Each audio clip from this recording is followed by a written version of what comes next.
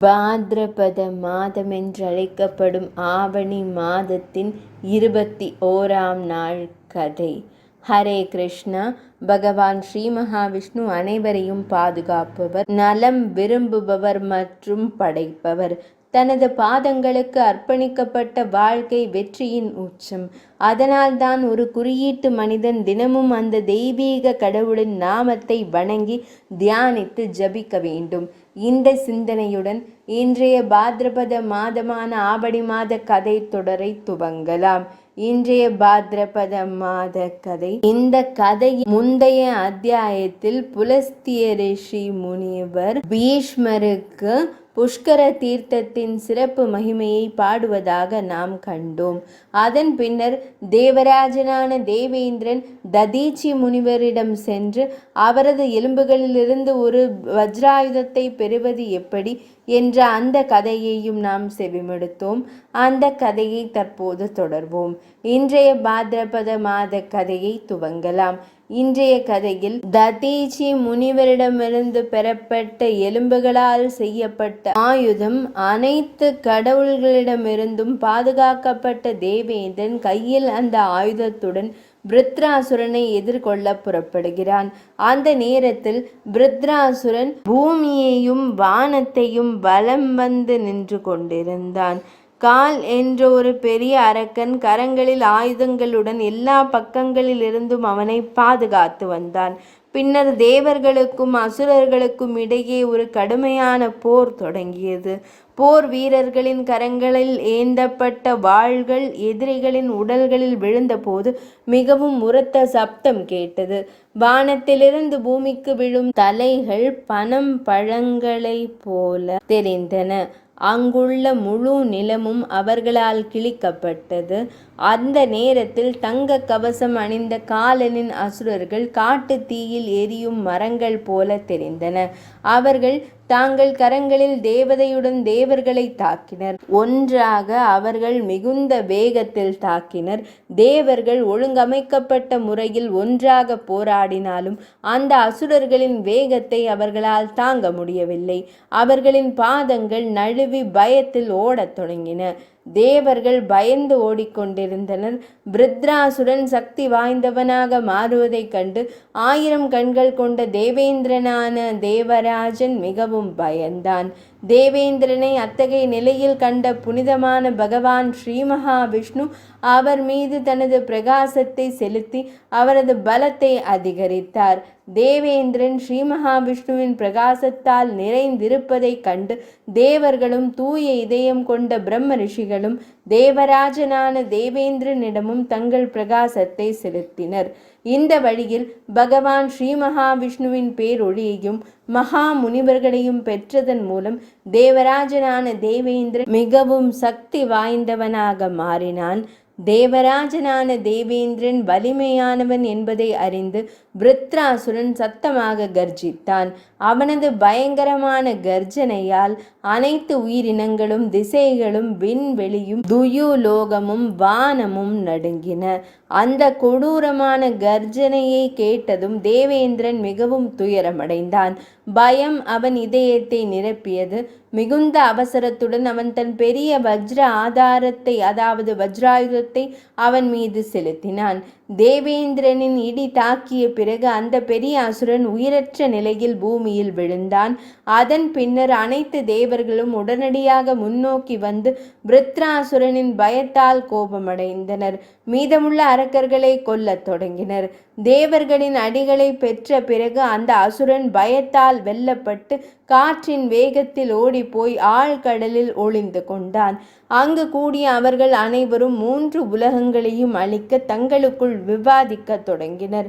அவர்கள் சிந்தனையாளர்கள் பல்வேறு வகையான நடவடிக்கைகளை பரிந்துரைத்தனர்.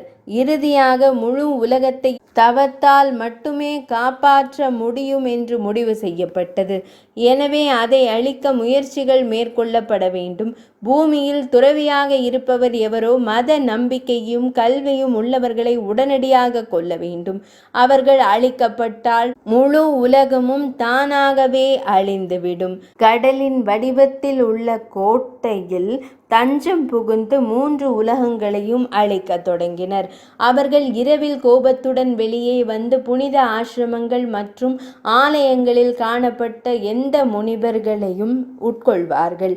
அந்த தீய ஆவிகள் வசிஷ்ட மாமுனிவரின் ஆசிரமத்திற்கு சென்று 8008 பிராமணர்களை விழுங்கின.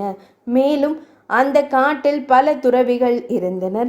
அவர்களும் கொல்லப்பட்டனர். அவர்கள் பல பிராமணர்கள் வாழ்ந்த மகரிஷி சேவனின் புனித ஆசிரமத்திற்கு சென்று பழங்களையும் வேர்களையும் உட்கொண்ட 100 முனிவர்களை விழுங்கினர். இந்த வழியில் அவர்கள் இரவில் முனிவர்களை கொன்று பகலில் கடலுக்குள் செல்வார்கள். அந்த அசுரர்கள் பரத்வாஜ முனிவரின் ஆசிரமத்திற்கு சென்று காற்று மற்றும் நீரை மட்டுமே அருந்தி ஒழுக்கத்துடன் வாழ்ந்த 20 பிரம்மச்சாரிகளை கொன்றனர். இந்த முறையில் அவர்கள் நீண்ட காலமாக முனிவர்களை தொடர்ந்து உணவாக உட்கொண்டனர். அதனால் மனிதர்களால் இந்த கொலையாளிகளை குறித்து அறிய இயலவில்லை. அந்த நேரத்தில் காலகேயர்களின் பயத்தால் உலகம் முழுவதும் ஆர்வமின்மை ஏற்பட்டது. சுய கல்வி நிறுத்தப்பட்டது. யாகங்களும் திருவிழாக்களும் நிறுத்தப்பட்டன. மனிதர்களின் எண்ணிக்கை நாளுக்கு நாள் குறையத் தொடங்கியது. பயந்து அவர்கள் தற்காப்புக்காக 10 திசைகளிலும் பகவான் ஸ்ரீமன் நாராயணரிடம் சென்று அவரிடம் உரையாடத் தொடங்கினர். தேவர்கள் கூறினார்கள், கடவுளே, பகவானே, தாமே எங்கள் பிறப்பை தருபவர் மற்றும் பாதுகாவலர். தாமே உலகை வளர்ப்பவர். முழு உயிருள்ள மற்றும் உயிரற்ற உலகத்தின் படைப்பும் தம்மிடம் இருந்துதான். கடந்த காலத்தில் இந்த நிலம் அழிக்கப்பட்டு கடலின் அடிப்பகுதிக்கு சென்றது. அந்த நேரத்தில் நீங்கள் வர வடிவத்தை எடுத்து உலகத்தின் நன்மைக்காக அதை கடலிலிருந்து எழுப்பினீர்கள். உலகை காக்க நாங்கள் தம்மிடம் பிரார்த்தனை செய்கிறோம். கேளல் திருமுகம் கொண்டு வடிவமெடுத்த தங்களை நாங்கள் வணங்குகிறோம். அனைத்து உலகங்களையும் தேவர்களையும் தேவேந்திரனையும் பெரும் பயத்திலிருந்து காப்பாற்றுங்கள். தங்கள் அருளால் 4 குழுக்களாக பிரிக்கப்பட்ட முழு மக்களும் வாழ முடிகிறது. உலகில் ஒரு பெரிய பயம் இறங்கியுள்ளது. இரவில் பிராமணர்களை கொல்வது யாருக்கும் தெரியாது. பிராமணர்கள் கொல்லப்பட்டால் முழு பூமியும் அழிக்கப்படும். மகாபிரபோ, உலகத்தின் தலைவரே, ஆண்டவரே, தம்மால் பாதுகாக்கப்பட்ட இந்த உலகங்கள் அழிக்கப்படாமல் இருக்க தயவு செய்து கருணை காட்டுங்கள். தேவர்களின் இந்த வேண்டுகோளை கேட்ட பகவான் ஸ்ரீ மகாவிஷ்ணு, தேவர்களே, மக்களின் அழிவுக்கான முழு காரணத்தையும் நான் அறிவேன். நானும் தங்களிடம் கூறுகிறேன்.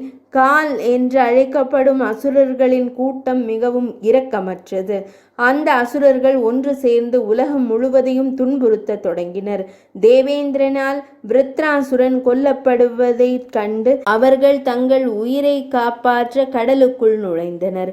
பல வகையான முதலைகள் நிறைந்த பயங்கரமான கடலில் வாழ்ந்து உலகத்தை அழிக்க இரவில் முனிவர்களை உட்கொள்கிறார்கள். உணவாக முனிவர்களை உட்கொண்டு கடலிற்குள் சென்று மறைந்து விடுகிறார்கள். அவர்கள் கடலிற்குள் மறைந்திருக்கும் வரை அவர்களை அழிப்பது சாத்தியமில்லை. அதனால்தான் இப்போது நீங்கள் கடலை உலர்த்துவதற்கான வழியை குறித்து சிந்திக்க வேண்டும்.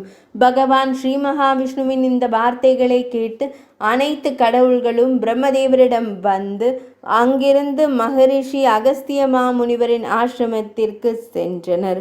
அங்கு சென்று தேவர்கள் அனைவரும் மித்ரா மற்றும் வாருணியின் மகனான மிகவும் புத்திசாலித்தனமான மகாத்மா அகஸ்திய மாமுனிவரை கண்டார்கள். பல மகரிஷிகள் அவருக்கு சேவை செய்வதில் ஈடுபட்டிருந்தனர். அவரிடம் அலட்சியத்தின் ஒரு தடயமும் இல்லை. துன்பத்தின் அளவை அவர் அறிந்திருந்தார். அவரது அற்புதமான செயல்களை கண்டு விவாதித்து கொண்டே ரிஷி முனிவர்கள் அவரை புகழ்ந்து கொண்டிருந்தனர். தேவர்கள், முனிவரே, கடந்த காலத்தில் மன்னர் நகுஷனின் மூலம் மக்களுக்கு தொந்தரவு வந்தபோது அந்த நேரத்தில் உலக நன்மைக்காக நீங்கள் அவரை இந்திரபதியுடன் கெடுத்து இந்த வழியில் உலகின் முட்களை அகற்றி உலகத்தின் பாதுகாவலர் ஆனீர்கள். மலைகளில் சிறந்த விந்திய மலை சூரியனுக்கு மேலே உயர்ந்து மிக உயர்ந்த போது தாம் அந்த நேரத்தில் தாங்கள் அதை வணங்கச் செய்தீர்கள். அன்றிலிருந்து இன்று வரை உங்கள் கட்டளைகளுக்கு கீழ்ப்படிந்து அந்த மலை எழவில்லை. உலகம் முழுவதும் இருளில் மூழ்கி மக்களின் மரணத்தால் துன்பப்படத் தொடங்கிய போது, அந்த நேரத்தில் உங்களை தங்கள் பாதுகாவலராக கருதி மக்கள் உங்கள் தங்குமிடத்திற்கு வந்தனர். தங்களின் மூலம் அவர்கள் இறுதி மகிழ்ச்சியையும் அமைதியையும் பெற்றனர். அவர்கள் கேட்டபோது, மகாத்மா அகஸ்திய மாமுனிவரே, நாங்கள் உங்களிடமிருந்து ஒரு அற்புதமான வரத்தை விரும்புகிறோம். தாங்கள் தயவு செய்து கடலை அருந்துவீர்கள். தாங்கள் அவ்வாறு செய்தால் கடவுள்களின் எதிரியான கல்கையையும் அவரது அனைத்து தோழர்களையும் நாங்கள் கொல்வோம். பின்னர், முனிவரே, மிகவும் நல்லது, நான் நிச்சயமாக தங்கள் விருப்பத்தை நிறைவேற்றுவேன் என்றார். இதை கூறி அவர் தெய்வங்களுடனும் துறவி முனிவர்களுடனும் நிதி பெருங்கடலுக்கு சென்றார். அவரது இந்த அற்புதமான செயலை காண விரும்பிய பல மனிதர்கள், அரவங்கள், கந்தர்வர்கள், யக்ஷர்கள் மற்றும் கிண்ணறர்களும் கடலின் கரையை அடைந்தனர். கடல் கடுமையாக மூழ்கி கொண்டிருந்தது. அது அதன் எழும்பிய அலைகளால் பேரழிவை ஏற்படுத்தி கொண்டிருந்தது. அனைத்து தேவர்கள், கந்தர்வர்கள், அரவங்கள் மற்றும் மகா முனிவர் ஆகியோர் அகஸ்திய முனிவருடன் கடலின் கரையை அடைந்தபோது, முனிவரே, கடலை அருந்தும் ஆசையுடன் அனைவரையும் கண்டு, பகவானே, அனைத்து உலகத்தின் நன்மைக்காக நான் இப்போது இந்த கடலை அருந்துகிறேன். இப்போது நான் உலகங்களுக்கு என்ன செய்ய விரும்புகிறேனோ அதை நீங்கள் செய்யுங்கள் என்றார். இதை கூறி அவர் அனைவருக்கும் முன்பாக கடலின் நீரை அருந்தினார். இதை கண்ட தேவேந்திரனும் மற்ற தேவர்களும் மிகவும் ஆச்சரியம் கொண்டு முனிவரை புகழ்ந்து, பகவானே, தாங்கள் எங்கள் உலகங்களுக்கும் அனைவருக்கும் புதிய பிறப்பை கொடுக்கப் போகிறீர்கள். தங்கள் அருளால் முழு உலகத்தையும் தெய்வங்களால் கூட அழிக்க முடியாது என்றார்கள். இந்த வழியில் அனைத்து கடவுள்களும், அதாவது அனைத்து தேவர்களும் அவரை கௌரவித்தனர். தலைமை கந்தர்வர்கள் மகிழ்ச்சி ஆரவாரம் செய்தனர். தெய்வீக மலர்கள் மகரிஷியான முனிவர் அகஸ்தியரின் மீது மழை பொழிந்தன. அவர் உண்மையில் முழு கடலையும் நீரற்றதாக மாற்றினார். கடலில் ஒரு துளி தண்ணீர் கூட இல்லாத போது அனைத்து தேவர்களும் மகிழ்ச்சி அடைந்து தங்கள் கரங்களில் தெய்வீக கோடரிகளுடன் அரக்கனை தாக்கத் தொடங்கினர். வலிமை மிக்க தேவர்களின் வேகம் தாங்க முடியாததாக மாறியது. அசுரர்களால் தாக்கப்பட்ட பின்னரும் அந்த பெரிய அசுரர்கள் 2 தினங்கள் கடுமையாக போராடி வந்தனர். ஆனால் தூய ஆன்மா முனிவர்களின் தவத்தால் அவர்கள் எரிக்கப்பட்டனர்.